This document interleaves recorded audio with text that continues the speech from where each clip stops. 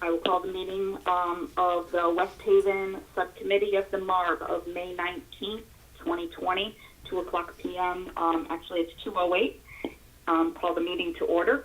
And I would like to make sure that everybody keeps their phone on mute today.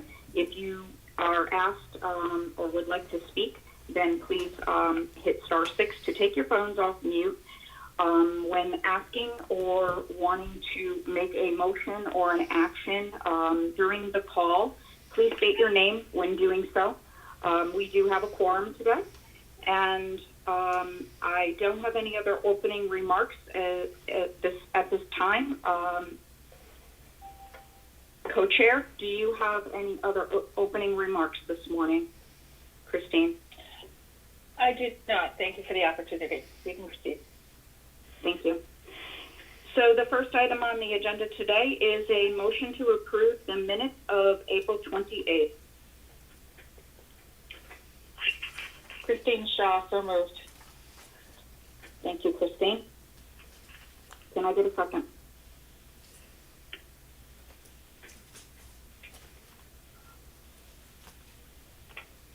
This meeting is being recorded and or transcribed.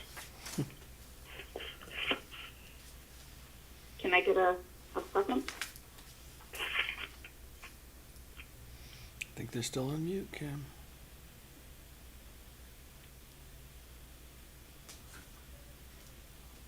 Nobody can second the motion for the approval of the minutes today. Did we lose everybody? Bob White, second. Thank you, Bob I'm having White. trouble getting unmuted. Okay. Any discussion about the minutes today?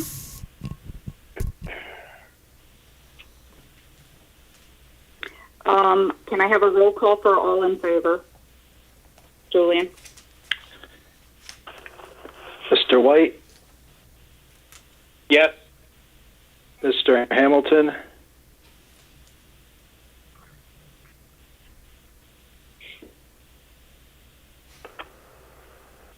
Can you hear me?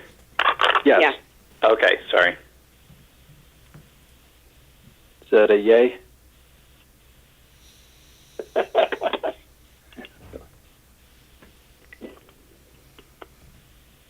Mr. Hamilton, are you in favor of the minutes?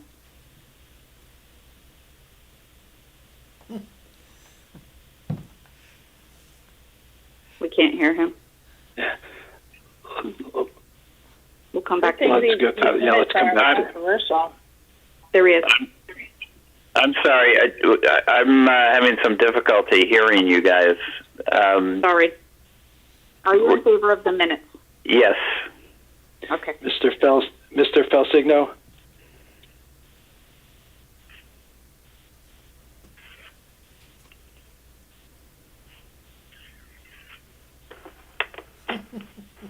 This could be a long meeting.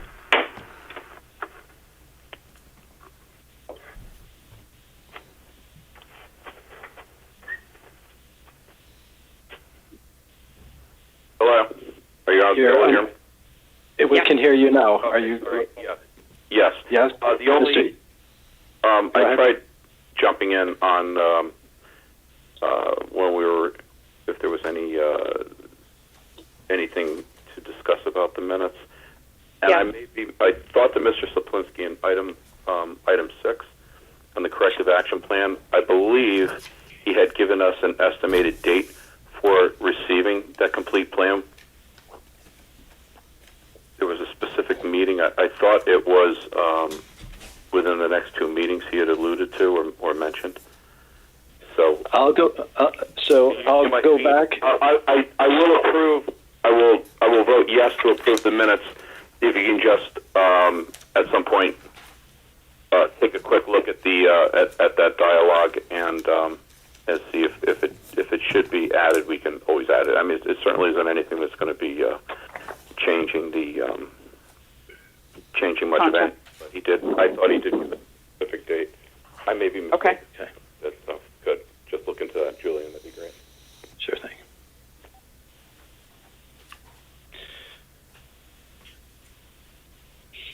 So moving on, Mr. Egan, Julian, yeah, I'll say just because I wasn't at the meeting. Ms. Shaw? I support the minutes as submitted. And Ms. Kennison? Yes, Thank you. thank you. Okay, the minutes have been approved, and we will then move on to our agenda item number 3, which is an update on the fire districts. First, I want to thank the chiefs and their commissioners for agreeing to attend this meeting, and I also want to apologize for the reschedule of the prior meeting and being flexible to join us again today. So I do appreciate your interaction and agreeing to come forth in front of the West Haven subcommittee today. So this is progress, I want to say, and I think that we're excited about that progress as we start to move forward with we've been building on a great working relationship here, as well as knowing that we're here to help. In this, I'm going to tip over this part of the communication over to Mike Walsh and ask to give an update on behalf of the fire districts and on behalf of OPM and the MARB on the information that we have to date, and then we'll turn it over for the commentary from the fire districts if they wish. Mike? I am here. Hopefully everyone can Thank you. hear me. I can. It'll take me about 5 minutes to run through. I'll start with first fire, and then I think we'll pause and go through questions, and then I'll resume it after the questions are done for West Shore. I know we have Chief O'Brien and Commissioner Sweeney and Mike Zizik on the phone. There'll be a point in time I'll start with revenues, and then I'll move into expenses, and I'll defer to them since they'll, as the producers of the budget, they'll have a better understanding of some of the things that we're seeing. All around, I think it's pretty good news, and as a jumping off point, we have a number of people on the call. Just to refresh everybody's memory by way of background, the MARB commissioned a fire study that was delivered in August of 2019. That report made 2 sets of recommendations, one to the fire operations and the second to the financial administration of the 3 districts. With respect to the fire operations, there really were no material financial savings identified. But on the financial administration side, there were short-term recommendations and long-term recommendations. The short-term recommendations focused primarily on 3 things: budgeting the actuarial determined pension contribution, budgeting an increase above pay-as-you-go for OPEB, and then to budget some amount of funding for future capital equipment needs. The long-term recommendations surrounded a tri-district memorandum of understanding to create more uniform administrative policies, procedures, and purchasing among all 3 fire districts to produce more consistent financial results. We have seen a draft of a tri-district memorandum, and we understand there'll be some discussions among the districts, and they may have some firm news for us on July 1st. So with that being said, I'll concentrate on first fire on those 3 short-term recommendations. And Chief O'Brien and the First Fire District Commission provided us a few things as a reminder over the years and over the past months, some of the things they have done to begin the process of improving their financial outlook. And one, the district established and funded an OPEB account for new hires beginning in fiscal year 19. 2, the district provided OPEB funding for new hires in the fiscal year 21 budget. 3, the district closed the defined benefit pension plan to new hires in 2008. 4, the district increased funding to the pension in fiscal year 21, which I'll talk about in more detail in a few minutes. And 5, the district plans to create a 3 to 5 year plan to close the actuarial determined pension contribution gap. So with the background set, let me move into the actual analysis of the fiscal 21 budget, which is in the middle of the West Haven process. And what I did was compared, and thanks to Julian, who did some fiscal analysis on this, and also to Bill Plummer, both of OPM, who helped out with some of the actuarial calculations with respect to the pension. So focusing on some of the highlights of this budget, the mill rate that First Fire has used to apply to real estate and personal property was increased by 1 mil from 11.99 to 12.99 mils, and that's about an 8.3% tax increase. So that represented a significant step to begin the process of getting to a sustainable budget. The mill rate for motor vehicles remains the same at 8 mils. Real estate and personal property taxes on a dollar basis increased by 1.1 million. The real estate and personal property grand list and the motor vehicle grand list increased by, on the real estate and personal property side, 2.4 million, and on the motor vehicle side, 333,000. And I bring those to your attention so that you can understand that nearly all of the taxation increase to balance this budget was mill rate driven. There was a little bit of growth in the grand list, but it's predominantly mill rate driven. The collection rate used was the same as the prior year, 98%. And I would comment that revenues of $788,000 associated with the state motor vehicle transition grant was not incorporated into this budget. And I'll make a recommendation at the end, which will try to add that in. Focusing just on revenue for First Fire, there was an increase of about 38,000 of new revenue billings that had been captured compared to prior years. And total revenue increased in total by 1.4 million, predominantly driven by the mill rate increase. So that focuses on kind of what happened with revenue, with the big underlying theme being a significant increase in the mill rate. Moving on to expenditures, and this is where Chief O'Brien or Commissioner Sweeney or Mike Zizek can jump in. What we are seeing is salary expenditures year over year increased by 571,000 or 10.8%. And that was pretty much across the board in day captains, lieutenants, grade A firefighters, and then the associated increases to benefits, including holiday, EMT, paramedic stipends, and also an increase in terminal leave. My sense is that's all contractually based. Anybody from First Fire want to add some additional commentary on anything else in salary expenditures that we should know about? Yeah, this is Chief O'Brien. Yeah, you're correct. That's most of those figures are contractual. Okay, thank you, sir. Now, moving on to another large segment of their budget called employee expenses. That increased by 921,000 or 12.7%. Health insurance for active and retired employees was budgeted pretty much at the same level. Workers' compensation came in at 133,000 lower. What was significantly higher was the contribution to the pension by 340,000, which was good to see in the direction that it needs to go. An additional 350,000 was set aside on a line called unfunded pension liability. So we can basically take those two and say that the contribution moved up by almost 700,000. The MERS contribution, which is a function of payroll, increased by 122,000, and the district set aside 300,000 more as a contribution to pension, as a contribution to OPEB. I'm sorry.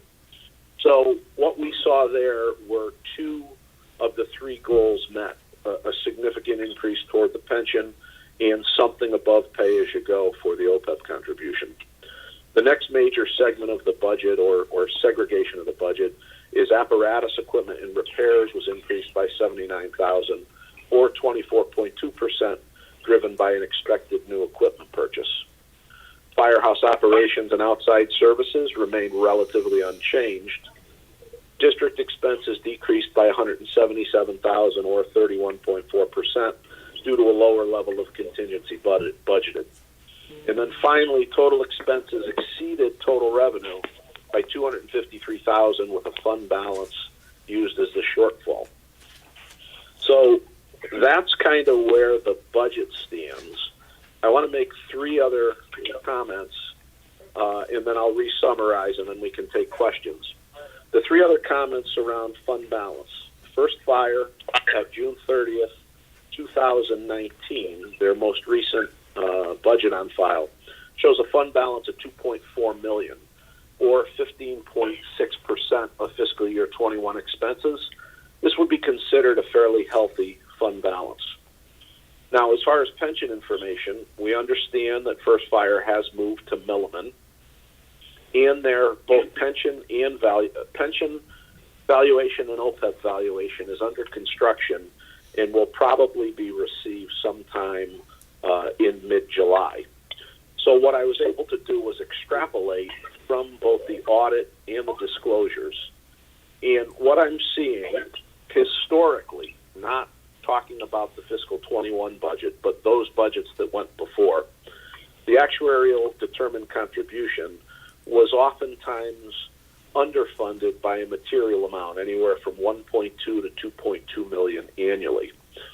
So if we use an actuarial determined contribution for fiscal 19, that would have been 4.7 million.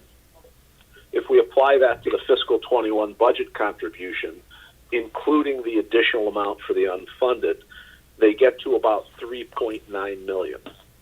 While that's still a shortfall approximating 800,000, the progress in this line to reduce the shortfall is notable. And we always knew First Fire would not be able to get where they need to be in 1 year or perhaps even 2 years. So I'll move on to the OPEB valuation, which is also under construction. I also used the disclosures from the fiscal for the June 30th, 2019 audit. And it was good to see that they have set aside additional funding for the OPEB liability. Their liability currently stands at $43.3 million, and that uses a 3.5% discount rate. The summary, before we take questions, good progress has been made reducing the pension gap compared to the budgeted amount. The pension valuation and the OPEB valuation are under construction. Additional funding has been set aside for OPEB, and some progress has been made on funding the equipment. All in all, the district's budget more closely matches its expenses, and the work done, especially during the time of a pandemic, is notable. I would make three recommendations. Number one, I would add the $788,000 for the motor vehicle transition grant. That would allow the district to eliminate the $253,649 contribution to fund balance, and then that would allow them to contribute an additional $574,679 more to the pension, almost getting them to their actuarial determined contribution. But all in all, I'm pleased with where First Fire went. So I'll certainly open it up to questions. Chief, Mike, Commissioner Sweeney, if there's anything more that you'd like to touch on, by all means. I think we're good for right now. Okay. Mike, I have one correction. We could ask the chief. I thought that we weren't going to be getting the reports, the actuary reports, until mid-August, not mid-July. So I don't want to put them on. Okay. I thought that's what the communication was. Chief? Okay. Chief, can you confirm? Yeah, that's our understanding. Either mid-July, 6 weeks out was the worst. So we're figuring mid-August at the latest. Mid-August, right? Okay. But just to add, Kim, by getting it a couple weeks later, they will give us a summary including all of GASB 68, 67 up to the end of 2020. Okay. that'll help us with our 3 and 5 year planning. Beautiful. Kim, are there any questions out there on First Fire? Not that I'm aware of, unless anybody else has any questions. This is Tom Hamilton. I have a couple of questions. First, on the wages, if I'm understanding correctly, you're going from about $5,266,000 to $5,837,000, which is a 10.8% increase, and I think that was explained that was contractual, but that sounds rather large for a normal inflationary type of an increase to me. So can you give us a little more background on what makes up that? Are there any new positions at all in there, or is it really just contractual costs? And if so, can you tell us how much is steps and how much is general wage increase, and provide a little more background on that?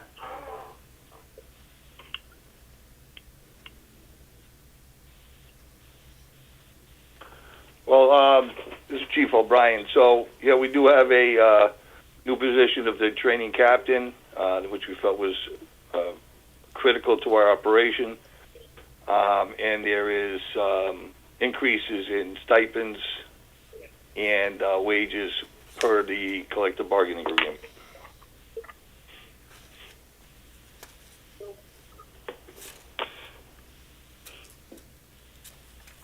What's the percentage wage increase for this year for the bargaining unit? It's 2.33. It works out to be a little over 1% per year. The firefighters took 3 zeros on the front end and 2.33 on the back end. And I might add, the previous contract, when everyone else was getting 2.5% and 3% increases, our firefighters took a 5% increase over 5 years.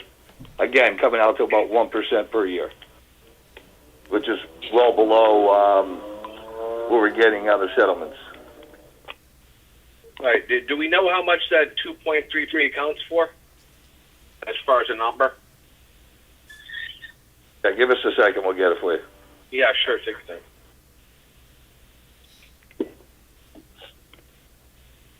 Any other questions?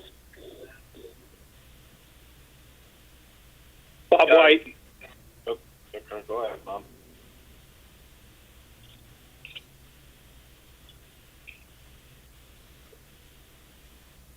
Hello, Bob White. Can you hear? Yes. Yes.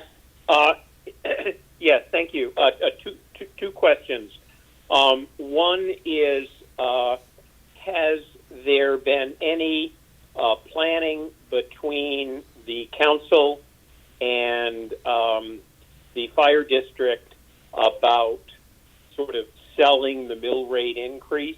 I think this is a very thoughtful budget, and I congratulate those that put it together. I know it's difficult, but the proof is in the pudding, and the council has recommended a mill rate increase, which in these times is very difficult, but I think I agree with them that it's necessary. So that's the first question, is coordination to get this across to the taxpayers. And the second is the total fire budget seems to be about $34 million.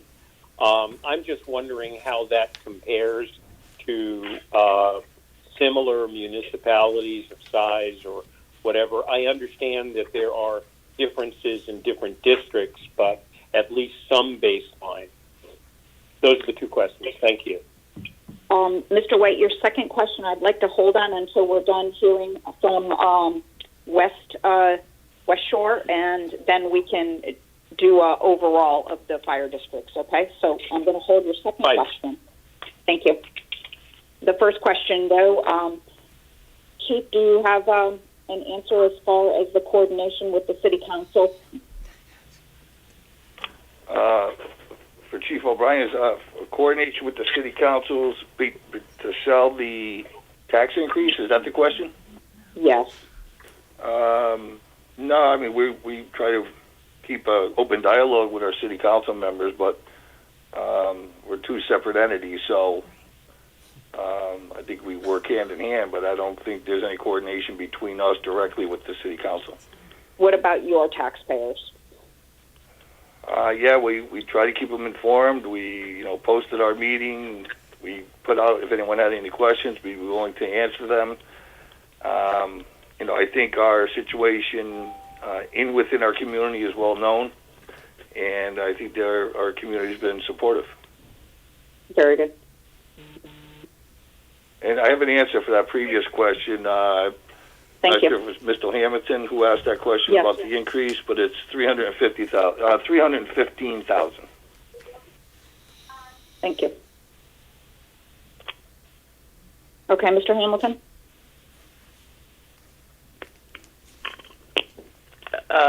Yeah, so I guess I'm just a follow-up question on.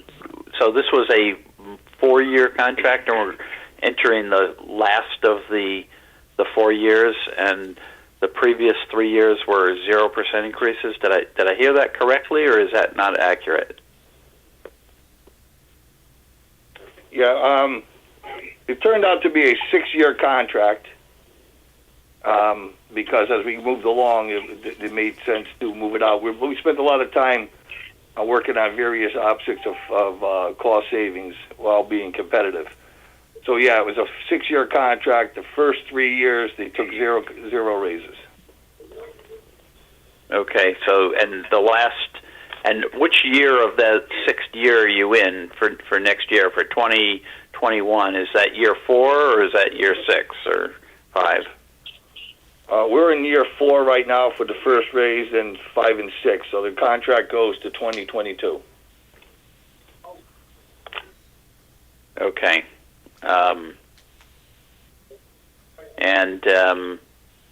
I don't know whether so you did add one position, and then you said it was 300 and something thousand for the general wage increase. Did that include step increases, or is step increases on top of that 300 and something thousand?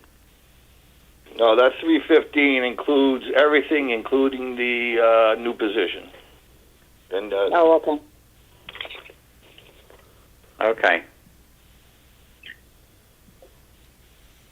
Yeah, if it's Tom, it's Pat Egan, if I could just jump in, just because I'm just a little confused. The total salary increase in salary was $571,000, correct? I mean, that's what the number was that the gentleman was speaking prior to the chief? It is. That's correct. Okay, but then the total increase in salaries, including the new position, is $315. I guess what I asked that question regarding what was just salaries, I was kind of looking for a breakdown of the general wage increase, which was at 2.33%, which if you're going from, 5.2 to 5.8 million in salaries, that would be, about 120,000 in just straight out salaries. And then, so then you have, there's about, I guess, 40 or 50,000 outside of just a straight out general wage increase,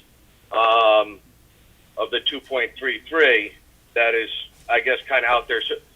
So what the captain's position, or the training officer, or the training captain chief, what's the cost of that position? $83,970. It's in your packet. about 84,000.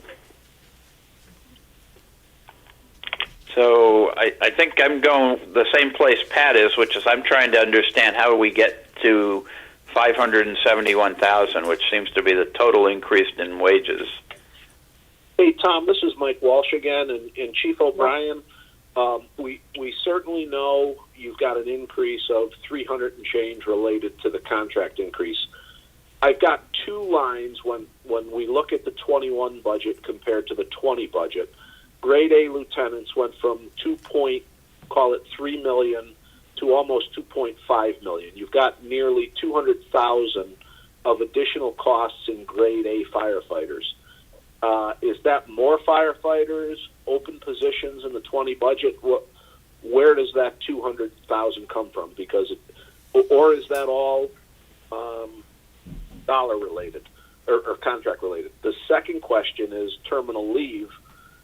In the 20 budget, you've budgeted 137,000, and in the 21 budget 248,000. So you've got another 111,000 embedded there. So if we had some kind of indication what was going into the thought process for grade A firefighters and terminal leave, plus the contract, I think we would have a better idea how we got to 571. Can you shed some light on those two lines? Yeah, Mike, I'm going to let Mike, our business manager, Mike Zizik, give you the answer to that. Sure. The terminal leave is basically an increase in eligible people to retire. So we had to increase that line item. And that would be we budget. What was Okay, that? so that's not salary increases then, right? and the terminal leave would be for contractually required payments along the lines of sick time, vacation time, EMS stipends, longevity, things like that? Correct. Okay. And then finally, grade A lieutenants. Grade Oh, good. A is budgeted for full staff, whether there's vacancies or not. We budget for full staff so we don't get a shortfall if something, if we budget for less and we hire. Yeah, right now we're short-handed, so we budgeted to do a full complement, and we're in the process of hiring right now. So that's a potential savings if we have vacancies. Right. They got the So mill rate. what we can say for grade A They're complaining lieutenants, about 2.3 million in costs the that were 20 added. budget versus 2.5 million. That is really predominantly contractual driven.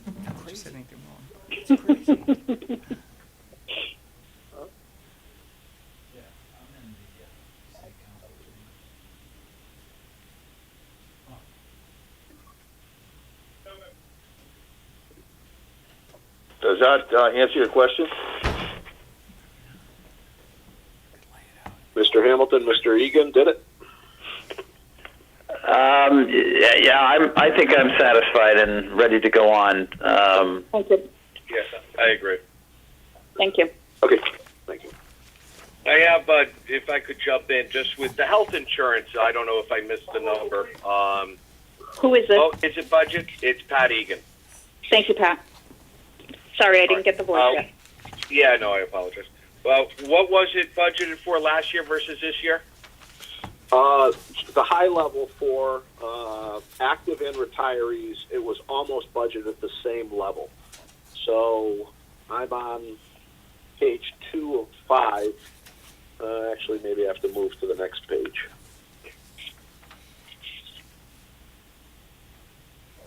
Yeah, I'm on page 3 of 5. Health insurance was $2.4 million in the 20 budget for actives, $2.4 million in the 21 budget. So virtually unchanged. And then they put aside $97,000 in the 20 budget for OPEB and $125 in the current budget. So there's an uptick there of about $28,000. And then the new substantial number is what they call the OPEB unfunded liability. $53,000 was set aside in 20 and $346,000 in 21. So while the active health insurance was unchanged, significant new amounts went to new employee OPEB and unfunded OPEB. Total of about $300,000. And how is the $2.4 million for fiscal year 20? Obviously, we're not completed yet, and there's probably some a little lag time with those. But for, I guess, how was it for fiscal year 19 for what was budgeted versus the actual expenditure? How were we adding up? Like to date, what has been expended for fiscal year 20 to date with actives? You budgeted $2.4 million. Are we on track? I will defer to Mike Zizik, but for the group, in 19 actual, $2,459,000. That's 19 actual. The 20 budget actually went down by about $60,000, $2,399,000. and they project out, if all holds true, to spend about $2.4 million. So they are on track for to end June 30th, about on budget. Is that still correct, Mike? Yeah, that's still correct. We're actually, the other part is our projections. We don't have the exact figures right now, but right now we're trending a little lower than we anticipated. We're a little bit, our claims are a little down this year, so we're hoping that trend continues. Okay, so that's good news. You shouldn't blow the budget on that one. Yeah. Okay. So while we're on this And with- page, Mike, go ahead. I'm sorry. Just with the workers' comp, you said that budgeted a little bit less this year. What's, I guess, one, the difference, and two, how do you come up with your, how do you budget for your workers' comp? Well, we have 7710, so it's a policy, a fixed policy. We didn't get the exact number for this year's budget, but we've been trending down because our risk loss has been decreasing. We've had some turnover here where we're a slightly younger department, so our injuries have been reduced. We changed companies. We left. We were with Kerma for many decades, and we went with 7710 for cost savings. And again, some of our more catastrophic injuries we had with older firefighters, they have since retired. Okay, 7710 is your TPA? Your third-party administrator? Yes. Okay. All right. In essence of time, can we, I want to move on to the next one if there's a few more questions. My question also related to workers' comp, so I'm fine. Thank you, Christine. Are you also? Yes, yes. You got it answered? Okay. All right, Kim, would you like me to move on to West Shore? Yes, please. All right. It'll be the same general process. I'll start with a summary. I'll move into revenues and expenditures. I'll talk a little bit about fund balance, their two valuations. I'll come back to a summary and a single recommendation at the end. So West Shore, thank you, Chief Scarfarello and Commissioner Bruno for attending. The mill rate applied to real estate and personal property was increased to 11.129, which represents a 0.75 mill rate increase or a 7.2% tax increase. The motor vehicle mill rate stayed the same at 8 mills. So real estate and personal property taxes as a dollar amount increased by $777,000 year over year. There was real estate and personal property grand list growth of $13 million in the district, and motor vehicle grand list growth of $642,000 in the district. So that adds $150,000 of the $777,000 increase. So there's a little bit related to grand list growth, and about $625,000 is related to the mill rate increase. The district prepared the budget assuming the same collection rate of 98.5%, and similar to First Fire, but a smaller amount, revenue of $322,000 associated with the state motor vehicle transition grant was not incorporated into the budget. Revenues are pretty uncomplicated. Year over year, they went up by $793,000, predominantly driven by the mill rate increase. Switching to expenditures, the salary expenditures year over year were relatively flat. There's changes in an account called manpower, and then that was spread back through various position categories. Chief Scarfarello, what is manpower? It looked like a temporary agency you periodically used for support, but can you help me with that?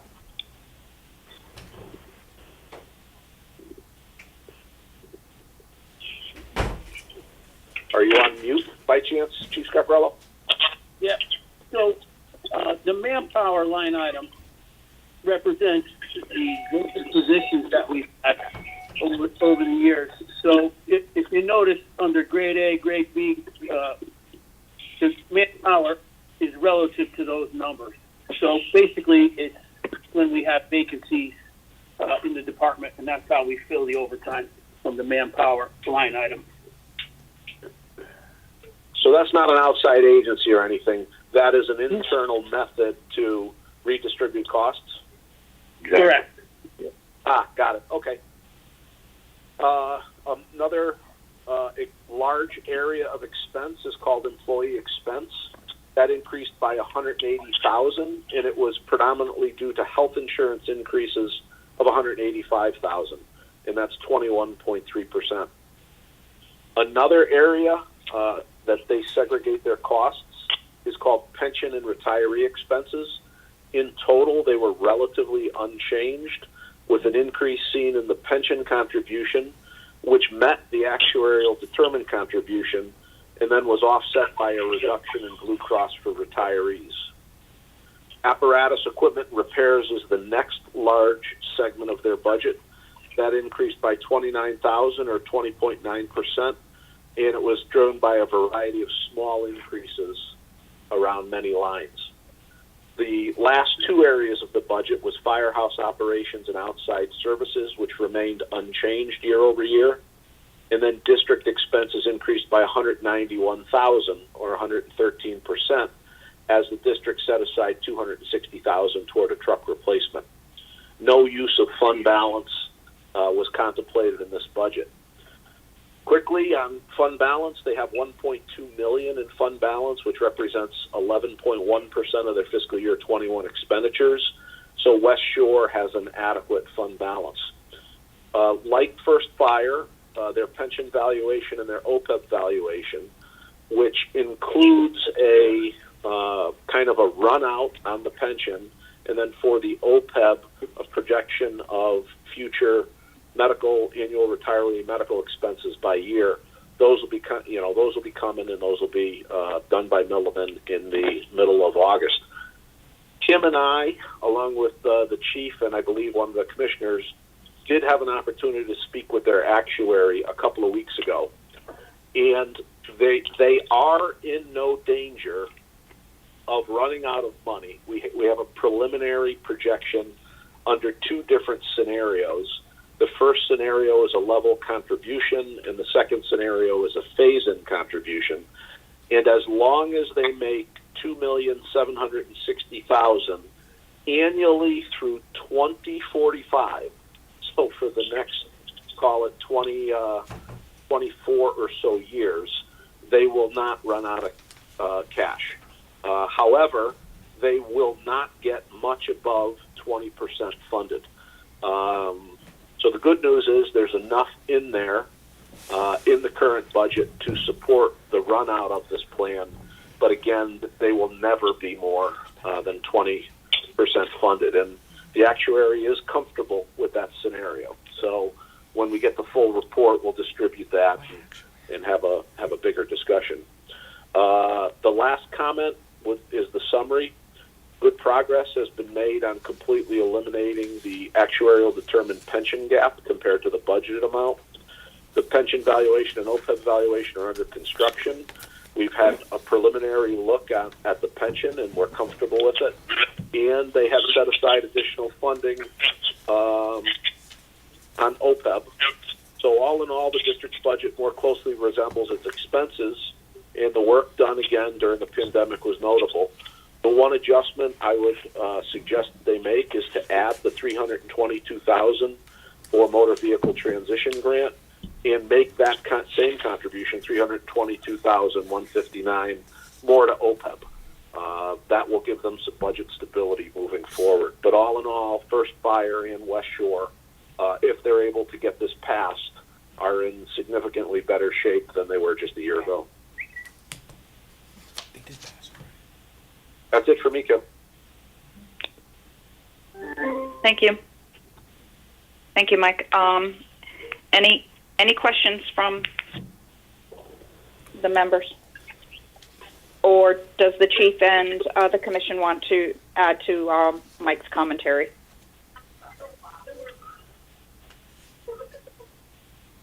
Ken Patty, again, I have a question just regard to the pension fund. What's the discount rate that the fund uses? And my other question is what's the last mortality table that was adopted by the pension fund?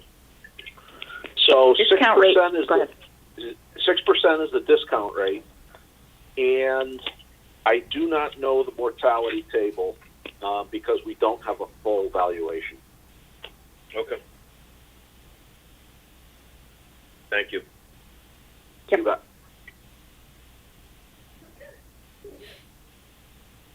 Any other questions for West Shore?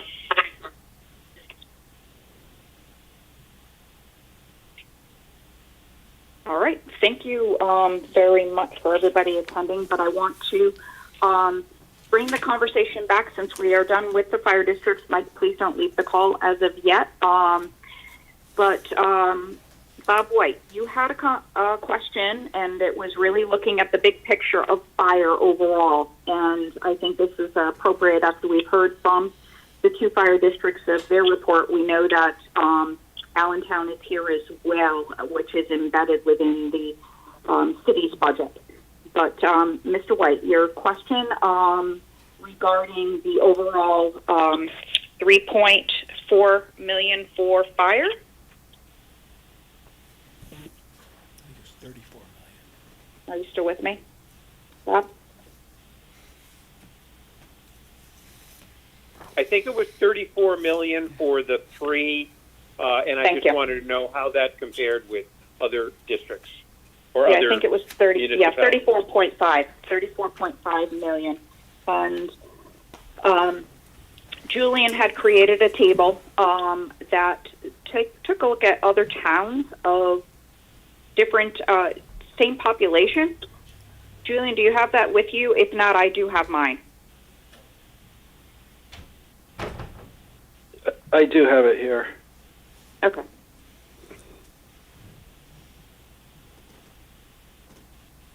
So West did Haven, go ahead. Go ahead. Did you want me to speak to it, or okay? If you wanted to, if it's your document that you pulled together. If not, I'm happy to do so. I'll jump in if there's any helpful commentary I can provide. Okay. So West Haven is showing with a population of 54,000 that their operating budget for that town with the three districts combined is $34.5 million. If you wanted to do a comparison to another town such as Manchester, Manchester has a population of 57,000. 58, rounds up to about 58,000 in population, and their operating budget is $20 million. So my next thought was, okay, if I do the comparison of the two towns, is there a square footage, miles per square foot of coverage, that one is greater than the other? That's where my thoughts went. And West Haven has, per square miles, 10.75, while Manchester has 27.40. And so there's a big comparison in those. Now, we're not getting into the details, but and of the what's underneath as far as budgets are concerned, but I do think it does beg for the reason of the fire district report to come forward, as well as the city of West Haven, who has financial stretch, and as well as the fire districts who are stretched. So I just think that it is important for all and the betterment of the town and the taxpayers that you really take a look at it and you still start to move forward on the recommendations of the tri-district that was put forward. Now, I know we didn't comment on that today, but one of the things I am told is that we would be receiving, I think the tri-districts were scheduled to come together and create this contract MOU and to come into play in July. So that is something that we are looking forward to hearing about. And I know that there are other towns that are listed here, that not just Manchester, East Hartford and Meriden. I don't know if anybody else is interested in that data, but this data is known and folks could pull it themselves. but I think that it is important for folks to take a step back and look at West Haven and the service that they're getting. And are we getting pristine service, or are we actually just spread out too far, and we really should look at them? And I'm not talking about quality of service, because I know that was not an issue when you did your fire district study, Mike Walsh. Hey, Kim. Let me throw in just 2 cents as a kind of a cautionary note. It's always excellent. It's always excellent to benchmark, and I've always maintained that West Haven looks very much like East Hartford in terms of the size and the complexity and even the demographic. One of the things that, as the former finance director of East Hartford, I can tell you is that if you took just the fire department budget and compared it to West Haven, it would be significantly lower, because we budget a number of things, from the pension contribution, that's in a different account called employee benefits. The health insurance for actives is in a different account. Off the top of my head, the pension contribution, if you went to the actuarial valuation, is another like $5 million. So you'd start with the East Hartford base budget. You've add the $5 million to the pension. You've add another $4 or $5 million for active retirees, and then we've got a separate pension trust. So you'd have to pull out the firefighters, which is a separate group. The data is available, but it's not available in the CAFR. So if it's just a West Haven to East Hartford comparison, there'll be a vast disparity. Perhaps over the next month or so, Julian and I can take a look at that. And again, I'm very comfortable with the East Hartford budget. I think you'd have a good indicator if you were high, low, or right about the same place, because the two towns are remarkably identical. So I would say we have nothing definitive to offer, but that's one statistic that in the next month we can take a couple of hours and gather. Thank you. Somebody was going to make a comment? Yeah, Kim, it's Julian. I agree with Mike. There's a lot of sort of teasing out that needs to be done with each of these different communities' data to make sure that we're getting comparisons on a level playing field, which is why we didn't get into detail on some of the other communities that we've taken kind of a first look at. The Manchester numbers, like Mike is comfortable with the East Hartford figures. I have some passing familiarity with Manchester's data and the multiple districts there, and so we started with that, and I'd like to bore into that a little more deeply, and in addition to comparing the bottom lines once they're comparable, also digging in and where there are significant variations by expenditure category and so forth, and getting a better understanding on where they differ, in addition to just knowing if they're kind of out of sync with each other. Thanks. I understand. Yep. Nope. I agree. This is all good conversation, and it's all meant to be good, open conversation. Hey, Kim, it's Chief O'Brien. Can I just chime in real quick? Of course, Chief. Okay. I certainly agree with Julie and Mike in that when you're looking at the numbers, we got to make sure we're going apples to apples, because in the past we've done these comparisons to similar towns, and we always found that we're all very close to on the number for our operations. So I think you got to look into all the numbers that are spread out throughout the budget. When you get a budget in a fire district, you're getting everything. You're getting soup to nuts from the paper clips on up. So we would look forward to doing a fair comparison of the other communities. But I thank Mike and Julian for bringing that up.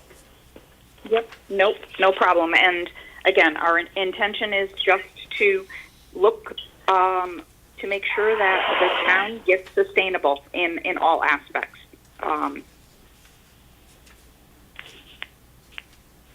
right. I think that this will wrap up our fire district conversation. If there are no other questions today, the secretary should be joining us. Hi, good afternoon. It's Secretary Melissa McCaw. I am on the call. Thank you, Secretary. Great. And so, Kim, you're all set with the fire district's update? We are. I don't think there's any other comments to be made today.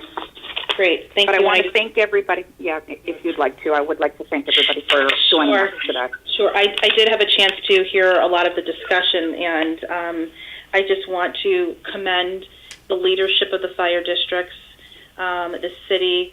I know we do have council members on the call, along with the OPM team, for what has been an extensive amount of work over the better part of greater than a year with respect to the fire district challenges and some of the underfunding of pensions, et cetera. And as we all know, leadership in these tough times requires difficult decisions. But I really respect the folks that have stepped up to the table to make those tough choices to ensure that the promises we've made to our firefighters and those who put their lives on the line can actually be honored in the years to come. So I just want to thank all of you for your leadership, and as well as the board members who have been committed to supporting you in this effort. And so, Kim, if there's anything else you want to add, please feel free. No, I thank you, Secretary. That was, you really closed it in, and we do appreciate this working relationship that we are building with them, and knowing that we can help assist in moving them forward. So, and I'm really glad to see that the progress that they have made in 1 year. Excellent. All right, so with that, we will move on to the next item on our agenda, which is the recommended fiscal year 2021 budget. As you may be aware, the subcommittee did review the recommended budget that the mayor had submitted to council at our April 1st meeting, and continued having further discussion during our April 28th subcommittee meeting, while simultaneously reviewing the draft 5-year plan. The body of that discussion is reflected in the minutes that have been approved today. The City Council took action on the fiscal 2021 budget on May 7th. You'll have in your package a memo from Julian that describes the changes that were made, along with a crosswalk. The changes that were made by the council do not affect the mill rate that was proposed by the mayor. The mill rate as proposed is 37.48 mills. It is a 0.8 mill increase. Overall, the city council has approved a budget that reflects a 1.4% increase in overall expenditures and revenues. For our MARB subcommittee members who were not on at least one of the prior meetings, I want to note a couple of items. Obviously, our responsibility is directly tied to the review of the revenue assumptions. So we've just gone over the mill rate assumptions. You'll note that there's an assumed 98.4% tax collection rate, which is consistent with the assumptions for fiscal 20. In addition, I would note for you, as we have previously discussed, that the assumptions surrounding municipal aid are sound. The ECS grant is reflected at flat funding levels, along with the pilot, the Mash-and-Tuckets, municipal revenue sharing, and all of their major revenue sources for muni aid are essentially flat funded, which is consistent with the current enacted state budget. So from a municipal aid perspective, no concerns from OPM's perspective. The education side of the house is slotted based on current law to receive an increase, but that will occur through their Alliance District grant funding. I would note that the other revenue categories are pretty consistent with prior year actuals, with the exception of areas such as licenses and permits, where they've been very conservative in their budgeting of this line item relative to projections for fiscal 20, and they've made some appropriate adjustments in the use of money and property given our expectations with the market on investment income. As Julian notes in his memo, Council did make a number of adjustments to the budget, reducing overtime, adjustments to the capital non-recurring expenses. They've adjusted the library budget, as well as funding for a number of the proposed full-time positions.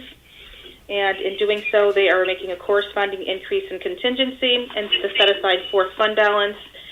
Some of these measures are very responsive to some of the changes that the West Haven Subcommittee MARB members had conveyed. Last but not least, we had a very robust conversation last time about the 5-year plan and what was originally assumed in terms of bringing West Haven to a place of financial sustainability.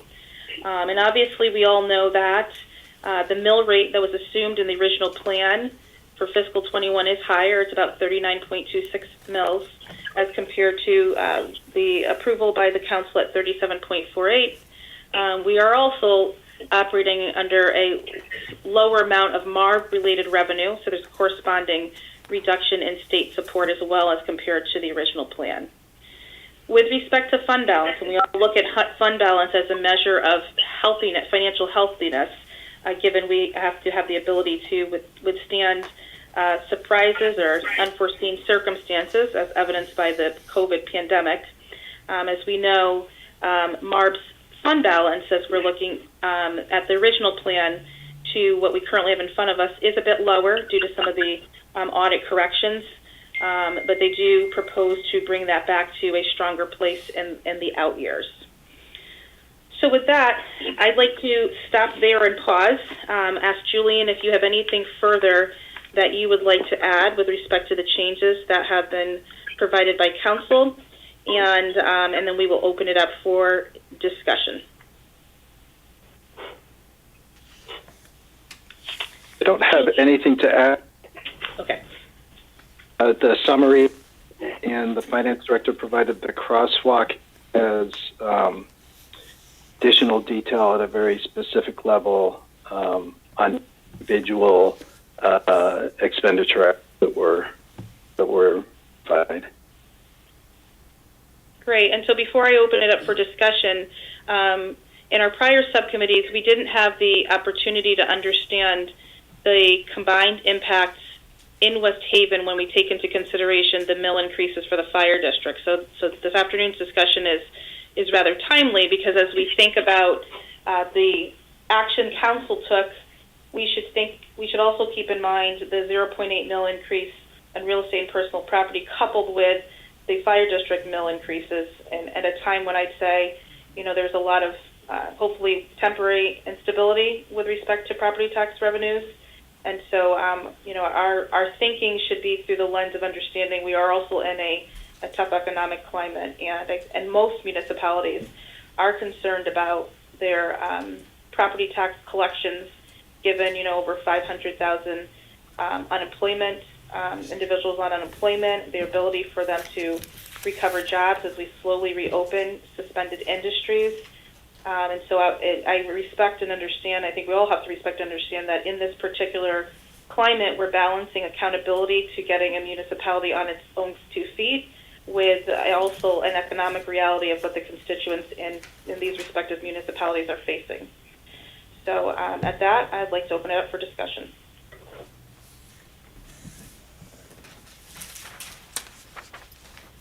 Hello, this is Bob White. Hi, Bob. You have the floor. Oh, good. Thank you. The question, I guess, to the council, and I really, really appreciate the fact that so many council people are here, because I think they're very much a part of the conversation, and I do appreciate the thoughtful budget. One of the questions, and it was a precursor, is, given what the secretary said about the difficulty for many people, and at the same time you're trying to make up for past sins and get yourself on a stable path, how do you intend to convince the electorate that this makes sense? Madam Secretary, this is Ron Quagliani, the chairman of the council, if you want me to respond. Mr. Chairman, we welcome your thoughts. Okay, thank you very much, and thank you for having us. I have myself, the finance chair, and I think there's a total of 10 council members on the telephone. And Mr. White, that's really the trepidation that we've had for our whole budgeting deliberations over the last 8 weeks. We recognize we live in the town, and we know that we're probably one of the the top 5 or 6 highest tax communities in the state of Connecticut. And now with what we're all facing with the uncertain times with this pandemic, it was a challenge for us to be able to balance what we felt was needed operationally with the residents' ability to pay. We clearly would have liked to lower the mill rate, but we think that that may be short-term benefit and long-term pain. So we ended up where we ended up, recognizing that in these uncertain times, we should take the monies that we were going to use to potentially reduce the mill rate and put them into accounts because, again, the first quarter or so is going to be uncertain, put them in contingency or additional revenue to our fund balance. So we will, we all have our districts. We will convey to the residents our thoughts. We've done that. Our virtual meetings are open to the public, and we will be communicating with our residents why we took the actions that we did.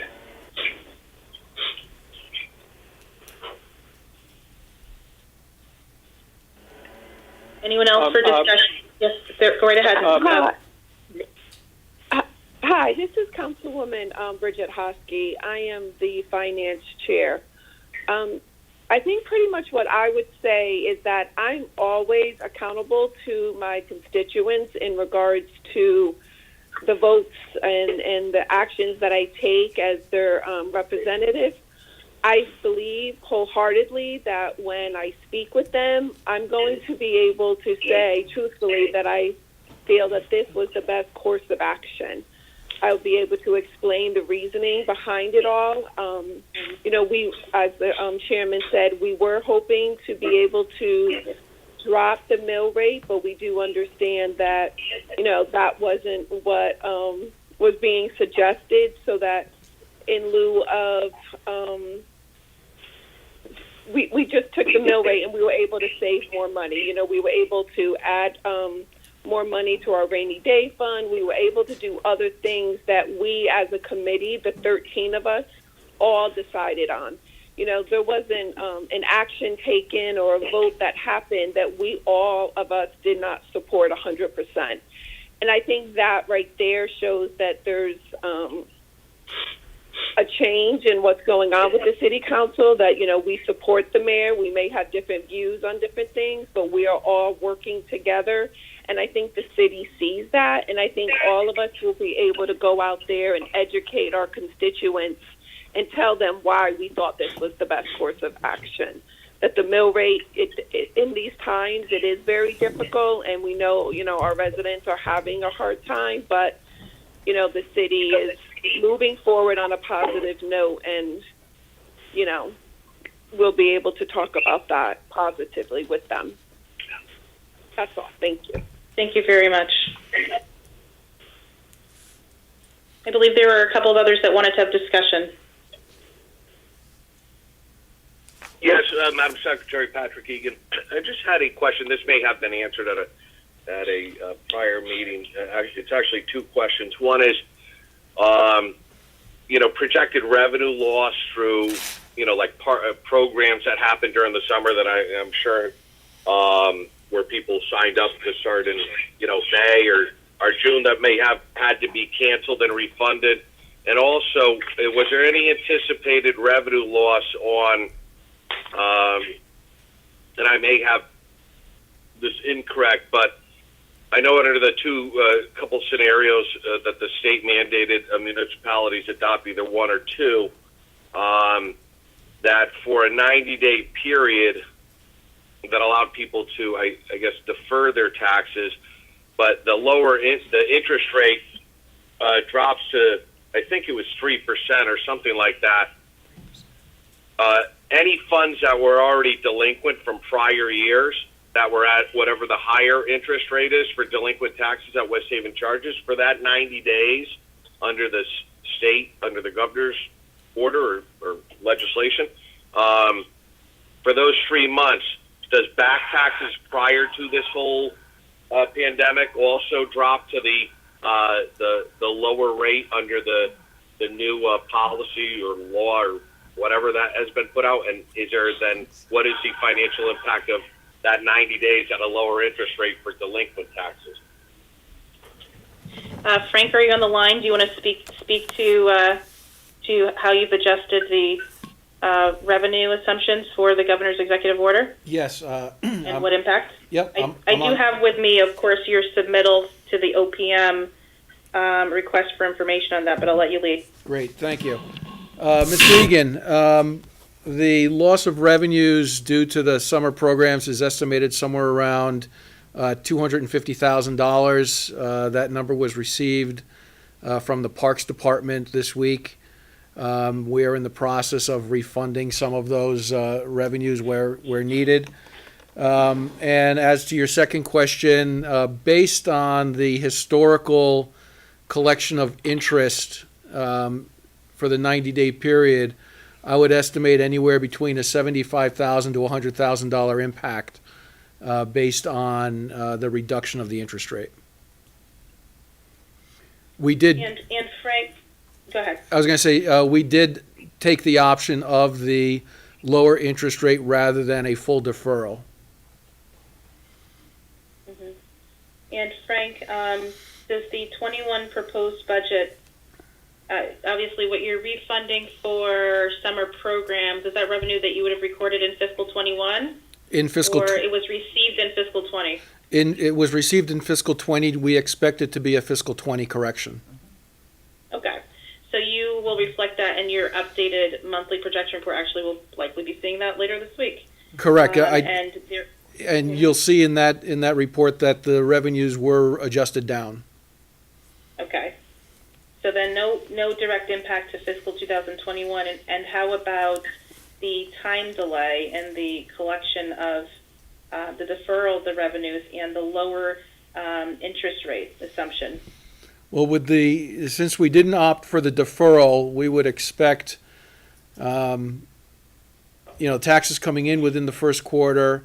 Roughly 50% of the residential property taxes are coming through various escrows and bank accounts, so that should not be impacted.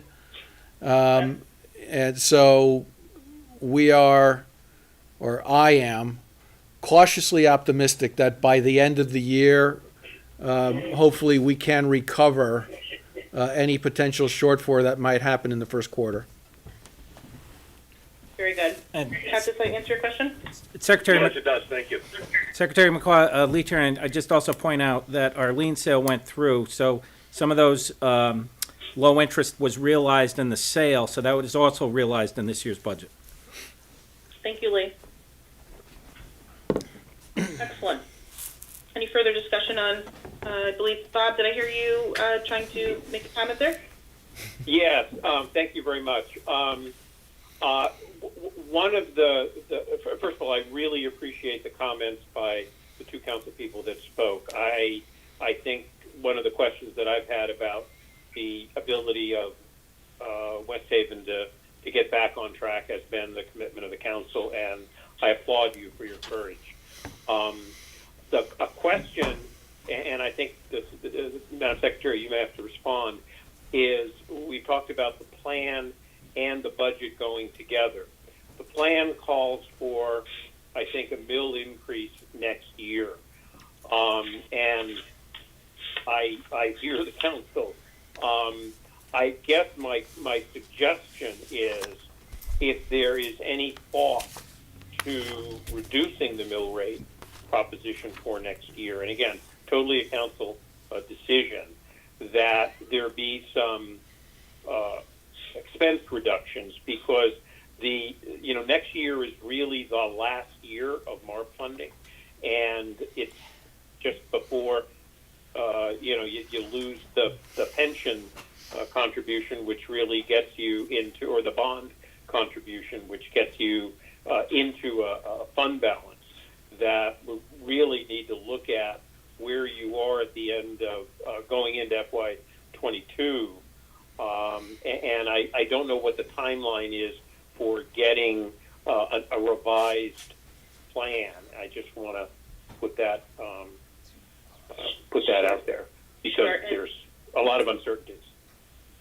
So thank you. That was where I was going next, and I'm glad we have the council leadership, because we would like to see action on the plan simultaneous or before the board, and we can certainly vote this budget out of committee. But I suspect the conversation at the board level will want to show the commitment to the plan. And so I think the floor is really for you, Mr. Council President, as you think about the path that you and the mayor and your leadership are trying to lead the city to. You know, that we and the subcommittee tried to have a very frank conversation.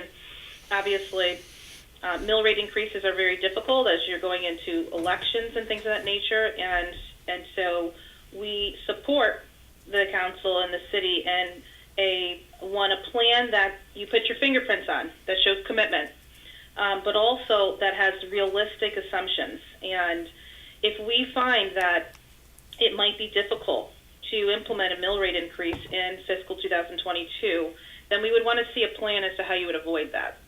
And I think that prevents and protects you from having a conversation where the MARB is trying to hold you accountable to a plan. We want it to be a plan that you're fully vested in. So I guess I want to give you an opportunity to share your thoughts and your vision for the city and the extent to which the council would be taking action on this plan. We would want to see action on this plan expeditiously so that we could then approve your budget and your plan simultaneously at the MARB committee, or alternatively we'll likely be taking action similar to last year where the budget approval is contingent upon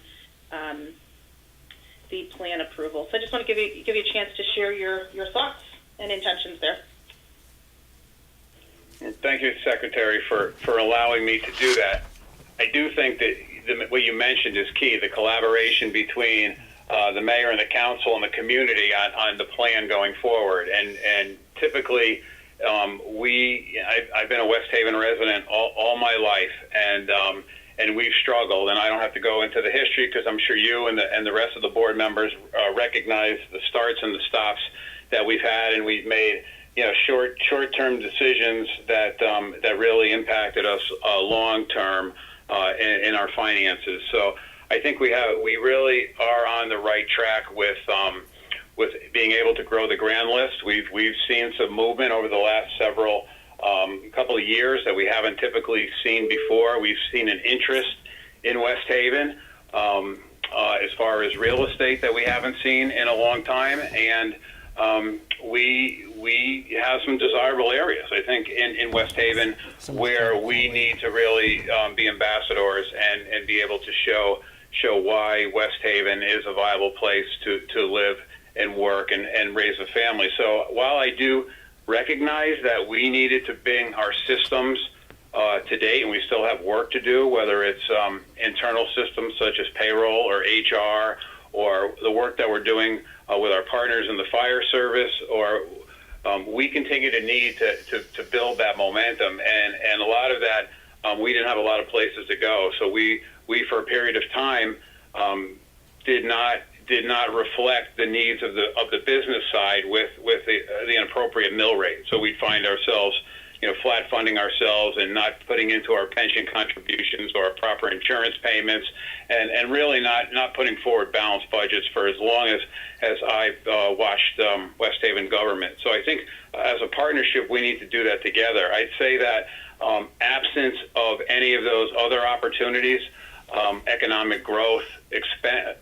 legitimate expense reduction through efficiencies that we've already mapped out, then I think the mill rate is the last place to go. I think we're at a pivot point right now where our residents really are saying, the ones that can't afford it are saying, why should I afford it and why should I stay? And I think we recognize that, and we need to do our work a little bit more efficiently and collaboratively. And I think what the finance chair mentioned before, I think I need to underline it. I think we all recognize that. We're D's and we're R's. We have 8 new members, 5 returning members. I've been around a long time, and I've never seen a council that has been in sync 13-0 on most votes, yet alone a budget vote, where we recognize that while we have work to do, we need to put the community first. And I think that's what we look forward to continue to do in the future with the mayor and partner. Thank you for that, Mr. Chairman. just very specifically, assuming that you don't have a surprise, major development, significant increase in grand list, because your plan already does have some of those assumptions baked in. I think the question really is this a plan that the council will support, approve, and implement if you don't achieve those miracles, that, all of a sudden you've got great development or you find the efficiency savings? The MARB is looking for a plan that leadership is going to implement, and that we are approving a budget that is consistent with pushing you forward on that plan. And so I just want to understand if this is something that this council supports, and secondly, what is your timing for taking action on the 5-year plan? Yeah, so I have to tell you that again, we've demonstrated that we could make the difficult decision. So if the plan is in the best interest of the city, we will definitely make that decision. The problem is, Secretary, is we have not received the plan to put on our agenda yet for deliberation, discussion, and action. So our next meeting is the day after Memorial Day, I think a week from today, the 26th. So, but we currently don't have that as an agenda item at this point. So I don't know if that is contingent with the budget in order to make that approval, or that the budget could be improved contingent upon the approval of the 5-year plan. Thank you very much, Mr. President. And I believe that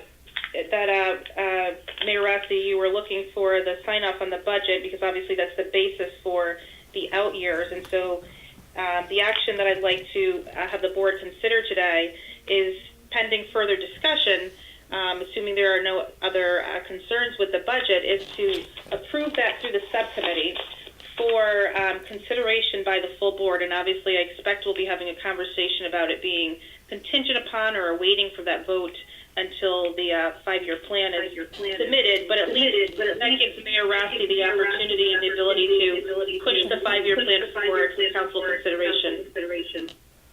I have a quick question. This is Steve. What happened? Yes, Steve. It started. Seems to be an echo, so I apologize. There was no echo before. Hold on a second. There's a reverb. It just popped up during the secretary comment. Do you hear that? Or is it just me? If anyone who is not speaking can go on mute, that might help the situation. Oh.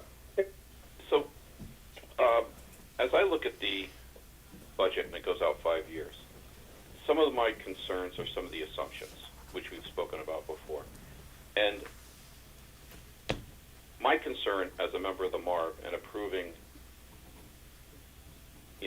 2, 3, 4, back to 2 million, and now in fiscal year 23. The goal of the MARB is to help you get past some difficult times and eventually be on your own and be self-sufficient. In 2023, you're forecasting that experience with a $5.8 million surplus.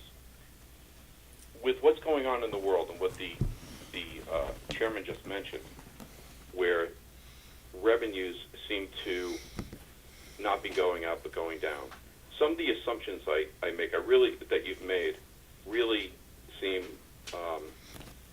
aggressive in my opinion. I also look at your expenses where you go from 167 down to 163, then in 24 you're back to 65, and then 167 in 2025. It just seems to me that revenue line is going to be very, very difficult to not only maintain but to grow. I want to make sure that as a member of the MARB that I'm voting for something that is truly, truly realistic. And the only thing you really, truly can't control, if you can't control the revenue line, are your expense lines. And how realistic is your reduction in expenses from 167 down to 163 between 2022 and 23, when you've progressively gone up $2 and $3 and $4 million every single year since 2019. So if I'm going to vote for a 5-year plan, I want to make sure that the 5-year plan is realistic. I don't want to be back here in another 2 years and have to agree to give you more money when we've already given you plenty of money, which, in my opinion, is a reward for decades of bad behavior. So I'd like to hear how realistic this truly is in everybody's view. That's the council members here.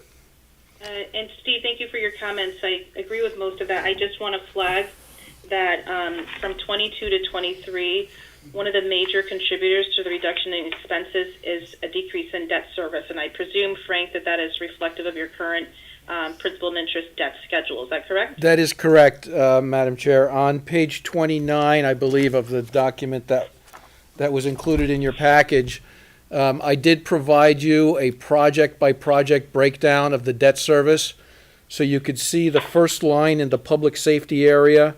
There is a $5.8 million drop in debt service because the police pension bond ends in fiscal '22.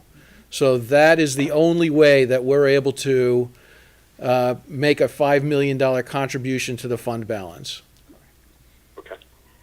So that being said, I think the rest of the your comments, Stephen, are appropriate. I just wanted to point that one item out.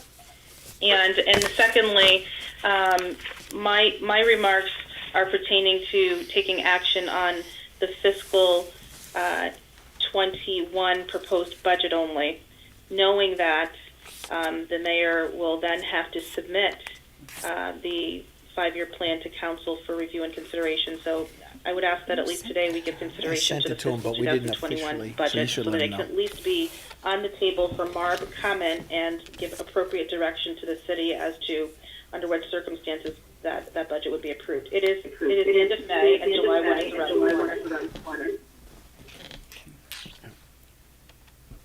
Good afternoon. Secretary McCaw, can I, it's Mayor Nancy Rossi. Yes, Mayor, and then Stephen's questions were for you as the council president on the realistic nature of the assumptions. I don't know. Maybe it's for you, the council president. I don't know if everyone's on mute, but we're getting a lot of feedback now.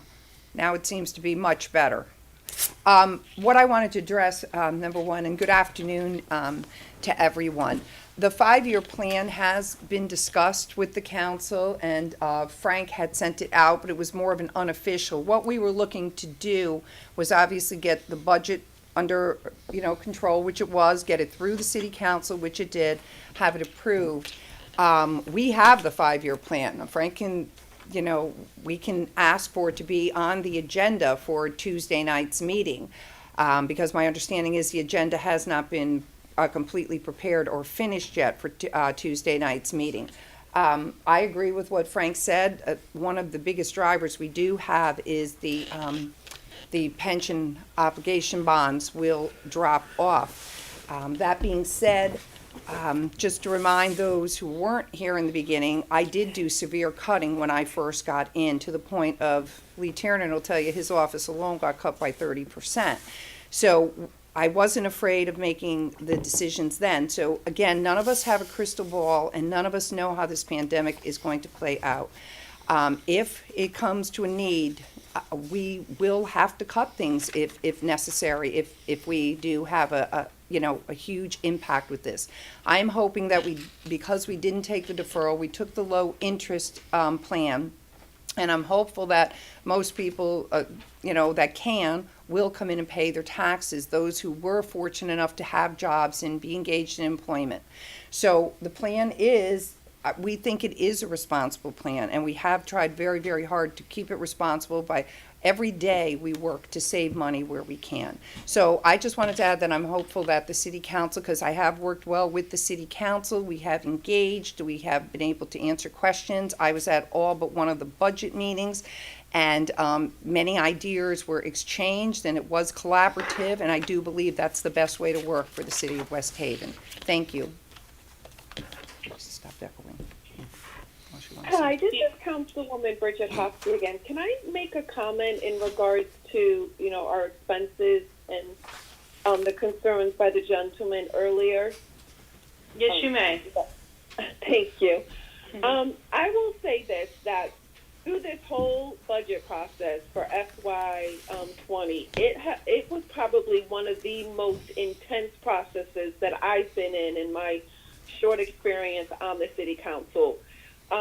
the council members, I mean, every line item was questioned. Anytime there was a recommendation for somebody to get more money than what they had last year, it was scrutinized. If I am on the council and, in the next time around, I have every intention on working as diligently on that budget as we have on this one. I have no intention on allowing frivolous spending. We have really tried to break down, barriers in thinking where, the recommendation is that we don't have all these segmented processes. We are currently, and I know that the chairman sent a letter that, our IT services, we want to find out if we should have that outsourced, if it would be cheaper. And not only do we want that to be outsourced, but we want to bring in all the different departments in the city, the fire department, the police department, the library, City Hall, the Board of Ed. Can we get one great price? I think that's one of the things that has impacted the city and the way our money is spent, is that we don't look at it as a collaboration. Can we get a better price if we are all in it together? So those are just some of the things that we are really looking at. We're trying to change the way we did things in the past. But I promise you, as and I'm sure I speak for many of the council people, we have no intention on going back to what used to be. We are going to balance our checkbook and spend with what we have and save as much as possible. And, as much as we partner with the mayor, we ask her the difficult questions. We want her to answer and help us understand, some of the decisions she's made when we don't necessarily agree with her. And then we come to what we feel is a collaborative answer for the city. So I think that is just a big difference than what you may have seen in the past in the history of West Haven, that we are going to have very tight handle on our spending. We want to drive it down, and we want to be more accountable. So you will be able to ask us, and we are definitely going to come to you and have the answers for the decisions we've made. That's it. Thank you. Thank you. Any further discussion? Stephen, did you have any follow-up? I do, Secretary. Very good, Kim. Thank you. In the budget, there are just a couple line items that in the changes proposed by the City Council. I guess two things I would like to ask is, one, is the mayor and Frank comfortable with the changes that have been made through the council, that those cuts will not hinder them? So, there's one thing when you make cuts and I see they're putting it to contingency, and you're going to grow contingency, and yes, they can pull the money back out of contingency if need be. But if there are hard cuts in here that are really pretty much no matter what, it should not occur to make things look better when you have actual expenses that are there, then I would like to hear if they would be comfortable with these cuts.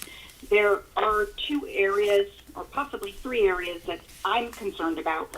One being a delay in the purchasing position, which has a direct impact on the finance department, and the MARB and the audit findings need to make sure that finance department is not strapped by any vacancy, and those folks that are already in that office have to pick up the load of others.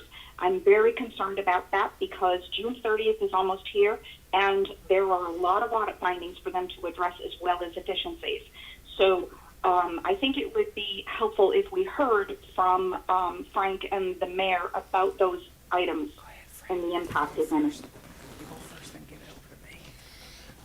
Okay. Is that appropriate, Secretary? Oh. Indeed, Kim. Thank you. Okay, thank you.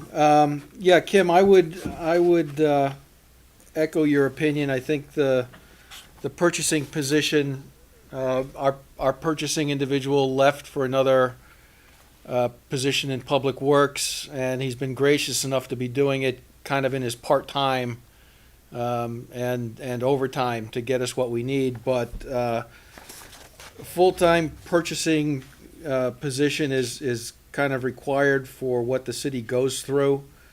I think the only, another area that I was a little concerned about was there was a $20,000 reduction to the bank fees. And if you look at the prior years, I know that fiscal 20, for whatever reason, they built a budget with 40,000 when historically it's been running somewhere between 60 and 80. So I would fully expect that at the end of the year, I'm going to need to go to the council to make a transfer back out of contingency, unallocated contingency, back to the bank fees. A couple lines in the capital non-recurring. I know one line was a technology line. We do have some activity in the 5-year capital plan which will be bonded for, so the full amount is not needed, but that line is dedicated to replacing computers and servers that are on the way out, so that would give me pause. But again, as long as we're bonding and we can get what we need, it's not the end of the world. We could live through it for a year. Those were kind of the big areas that I had. And then I just want to tag off of that as well. My concerns are for the West Haven Police Department, the capital non-recurring. They had approximately $200,000 in there, and it was cut to $58,000 for one set of leases, if you will. And that does give me concern, because when the cars come in or when the van comes in, and the other thing was the crime lab, and it was their telestaff, which controls their shifts and overtime, and all of that is at the end of life.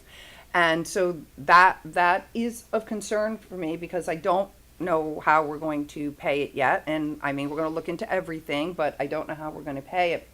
As far as outsourcing the IT department, my biggest concern with that is it sounds great, and if it all works, it'll be wonderful. But when you involve that many different departments, you're going to have an extra person in finance, at least on so many hours a week, to coordinate and track all of this stuff, because basically the library and the 2 fire districts are not under our control. So again, we would have to put it all out to find out.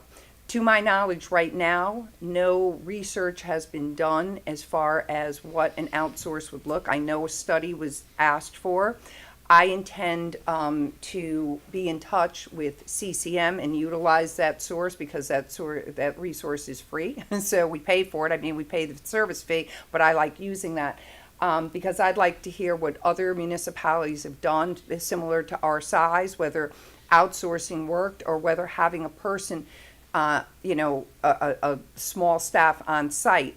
The police department already has a staff person on site, and they utilize outsourcing part of the time, and that's what we currently do as well. We have a full-time employee, and we are we have an outside company to fill in when needed. So yes, those are my concerns. And again, one of my biggest concerns is what Frank had said about the bank fees, because that truly will hit our bottom line.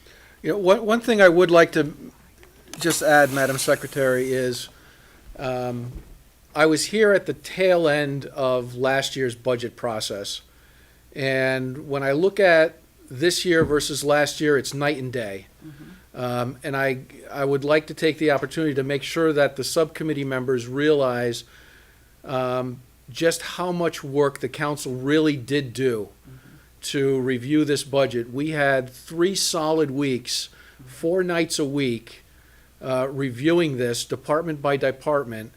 And so, I commend them for their efforts, and I also commend them for the fact of the line items that they did reduce or change, the money wasn't just dropped. It was put into contingency in case it was needed. And I think that was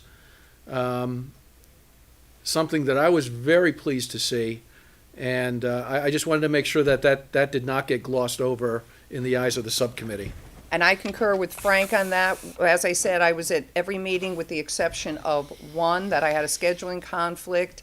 They did work hard. They started on time. And, you know, these, as everyone knows, have been very, very difficult meetings and difficult circumstances. Doing the virtual meetings are difficult sometimes to get everybody signed on. Sometimes there's IT problems and all of that. So this council has, because I worked with the previous council for the previous 2 years, and as I said earlier, and I'm going to repeat it, we did work collaboratively. We did talk. It wasn't like, you know, any one person didn't have a say. We absolutely talked and discussed different options and everything. So I'd like to concur. It was a good experience, and again, hard to do in a virtual world, but we got it done, and we got everything done on time. Thank you. Thank you, Mayor. Thank you, Frank. Thank you, Frank. And I think we're all very proud of the progress that Haven has made, and we certainly, and I think I can speak on behalf of the subcommittee members, we can certainly see a material difference in the synergy between you, Mayor, and your council leadership. And I'm so thankful that they all joined the call today, because it shows the level of commitment, and that is progress. And you know, obviously, I understand what it's like to go line by line, and the fact that you collectively invested that time under difficult circumstances should be acknowledged and applauded, and so I appreciate that.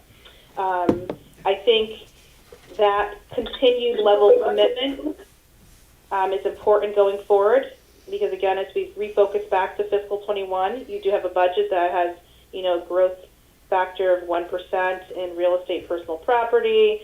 It's an economic climate that has a lot of uncertainty. It is a lower mill rate than what we originally was committed to in the original plan, but it takes into consideration that there are corresponding mill rate adjustments on the fire district side of the house. I think it's balanced from that perspective. But as we continue to go forward, not only in principle, but in word, but also in deed, this committee and the full board will continue to work hand in hand and hold you accountable to moving that needle forward. And what does that mean? That means that we want you on your own 2 feet. That means we want you to continue to make the difficult choices in the face of tough times. And if that means following through on the mill rate increase that you've baked into this plan, it means following through on the mill rate increase and finding the necessary cuts and weaning yourself off of state support as soon as possible. The state is not in any better position. We are going through tough times. We will exhaust all of our reserves, and it will take us several years to restore our funding back to prior levels. So I will continue to push you with the support of this subcommittee in MARB to getting to the point where you no longer have to ask the state taxpayers to help subsidize West Haven operations. And I think that if you can both, collectively on both sides, continue the focus and that commitment, this board believes you can get there, and we believe you can get there expeditiously. So with that, I'm going to ask the MARB subcommittee if we would like to entertain a motion to approve the fiscal 2021 budget as adopted by council, to put on the full MARB board agenda. The MARB board will obviously, through their actions, decide whether or not they're ready to approve and whether or not it will be contingent upon the approval of the plan. With the motion before us today is to approve the fiscal 2021 budget at the subcommittee level. Madam Secretary, unfortunately that was not clear because of the reverb. Very good. Can everyone mute? We're muted. All right, I'm going to try again. So I'd like to put a motion in front of the subcommittee to approve the fiscal 2021 budget for the City of West Haven as approved by the council, in recognition that this is a vote to approve the budget going to the full MARB board. The full MARB will decide whether or not it wants to take action on this budget and whether or not it will be contingent upon the approval of the 5-year plan by the City of West Haven. The motion is for approval of the fiscal 2021 budget to be moved forward to the full MARB board. Is there a motion? This is Christine Shaw. So moved. I think she's the reverb. Thank you, Christine. Is there a second?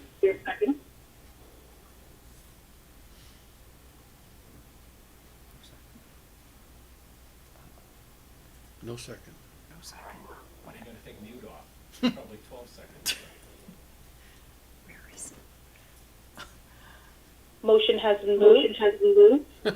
May I have a second, please? Madam Secretary, just for clarification, is this to discharge it from our committee to the MARB or discharge it with recommendation for adoption to the full MARB? This is a motion to discharge it to the full MARB.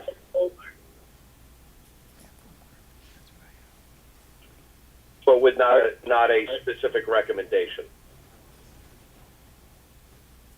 I can withdraw the motion if you would like to consider a favorable recommendation.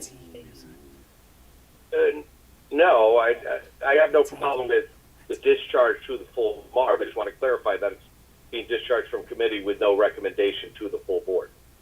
That is correct. We will discharge it from committee to the full board. All MARB members will have an opportunity to weigh in at that time and to determine whether there will be any conditions that accompany the approval.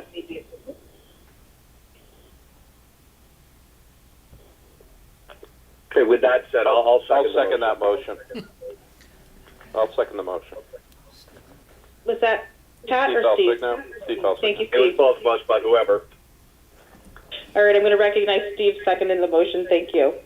Okay, it's been moved and seconded. Is there any discussion? Madam Secretary, just a quick question, Bob White. Is there a reason we are not recommending the budget subject to the condition of the plan for action by the full MARB? I think I'm comfortable with the motion, but I was just as stated. But I was just wondering what the thought process was there, because I think we had sent some things up, like with Hartford, with a recommendation to approve. Thank you, Bob. It sounded like there were mixed commentary with respect to the conditions, and therefore I wanted to give us an opportunity to seek the input of the broader MARB board with respect to those conditions.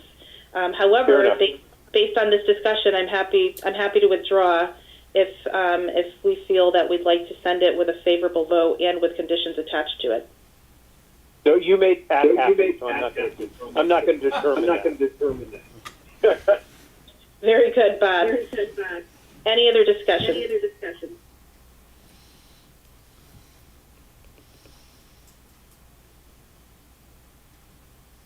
Okay, hearing none. Over to you, Julian, for a roll call.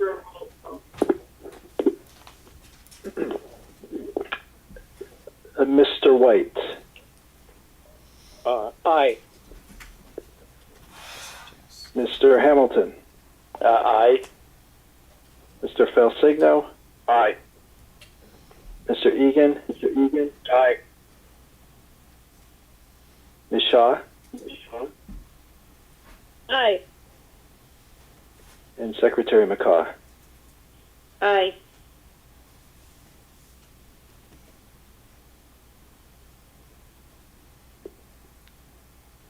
Aye. Thank you. That's everybody.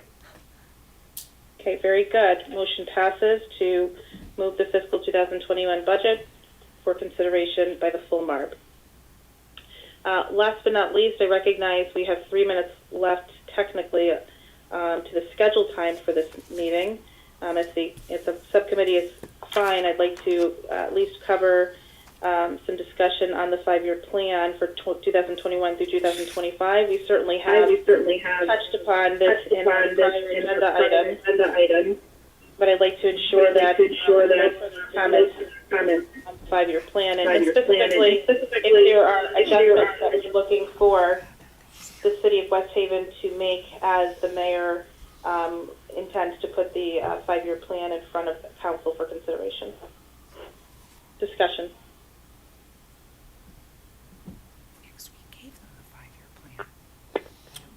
With COVID,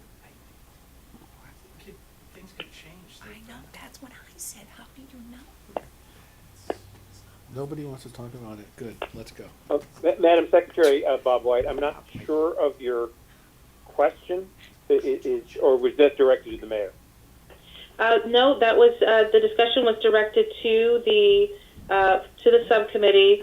We have touched upon the 5-year plan, and we have an updated plan in front of us.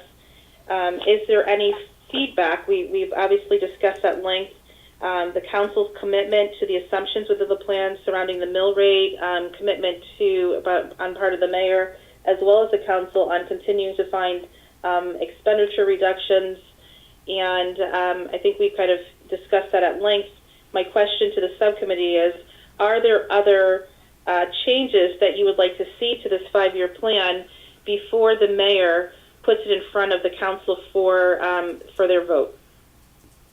Okay, just one observation based on, I think, the finance chair's comments, which I think were on point.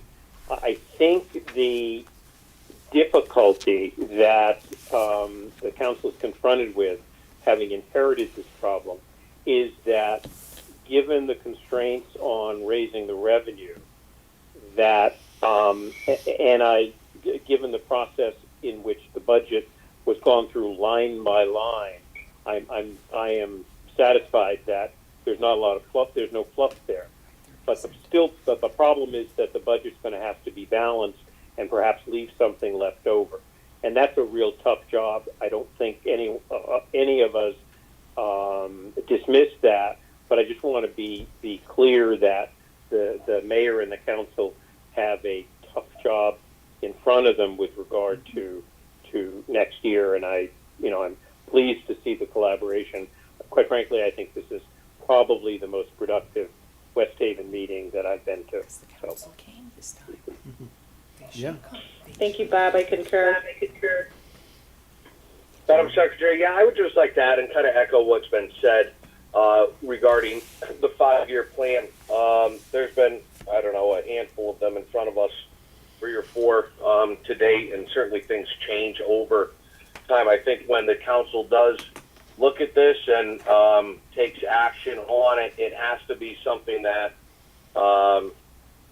one, is realistic, 2, probably taking into account some of the ripple effect that's going to carry over from this year, just with everything, going on, and 3, that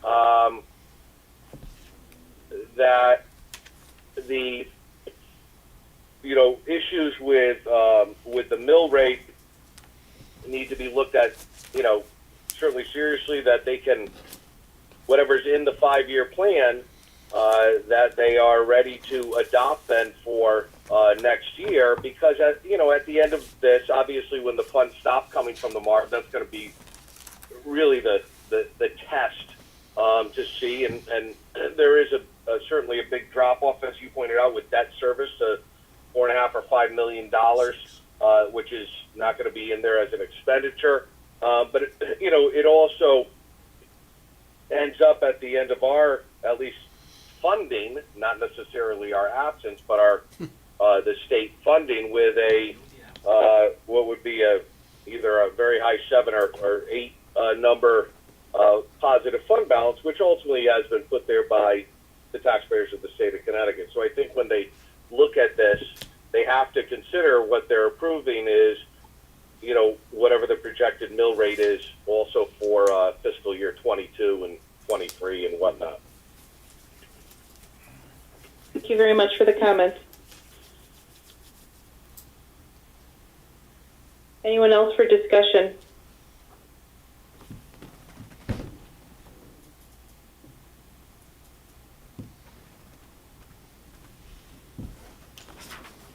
So So it sounds where we've landed as a recognition and a continued communication to the city that obviously the commitment to balancing this budget, whether the revenue is forthcoming as planned or not, that commitment has to continue to be there, as well as the continued evaluation of whether or not these are assumptions that you're willing to live by. And I think we identified the mill rate increase in a upcoming election year. That's something that, as council considers this plan, needs to really think through whether or not they really would go through with it. And if not, come back with adjustments on the expense side of the house or other revenue areas to ensure that we have a balanced budget and one that's committed to getting the city, off of the state support and on its own 2 feet. So with that, for the subcommittee's consideration, I would like to see a plan leave this subcommittee that has been blessed by the city council. And so the motion that I would like to offer is a motion recommending that Mayor Rossi submit the plan for council approval. I will resubmit it today. And when that has been achieved, we can schedule a special meeting of the MARB subcommittee to evaluate the actions that the council has taken, and assuming that we are therefore comfortable, move it forward for full MARB support.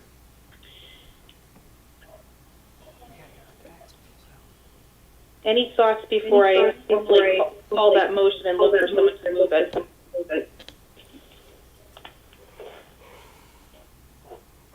So did we not have a meeting on Thursday? I'm getting confused. I don't think it's in the full MARB meeting. So are we having a MARB meeting on Yeah. Thursday? But it would be on. I look forward to a day when we can have meetings in person again. We can at least read your body language. All right, I don't hear any discussion, so the motion is for the subcommittee to recommend that Mayor Rossi submit the 5-year plan for council approval and action. Bob White, second.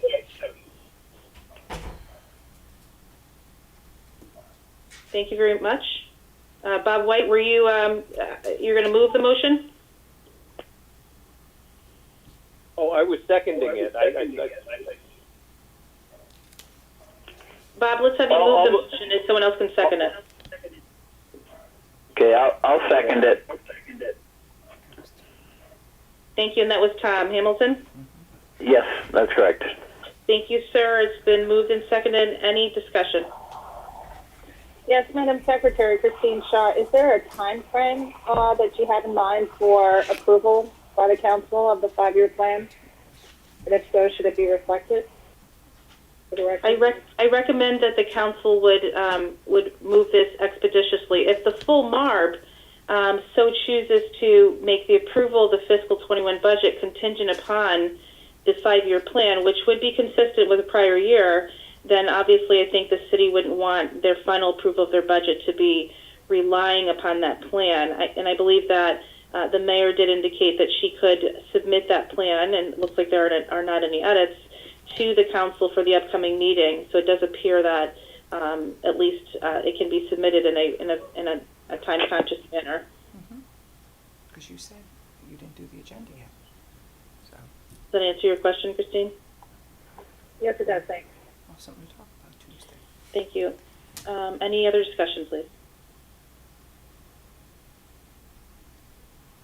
Okay, seeing none. Julian. Mr. White. Aye. Mr. Hamilton. Aye. Mr. Felsigno. Aye. Mr. Egan. Yes. Ms. Shaw. Yes. Secretary McCaw. Yes. And that's everybody. Thank you.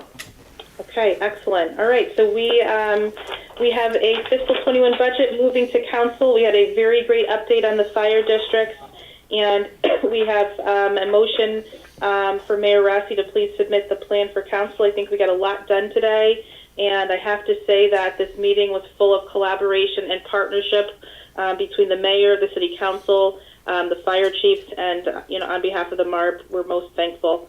So So with that, we will take a motion to adjourn, please. There's someone who'll move the motion. Motion to adjourn. Very good. Is there a second? Second. Excellent. All right. Adjournment is in place. Thank you all. Please stay safe and stay healthy.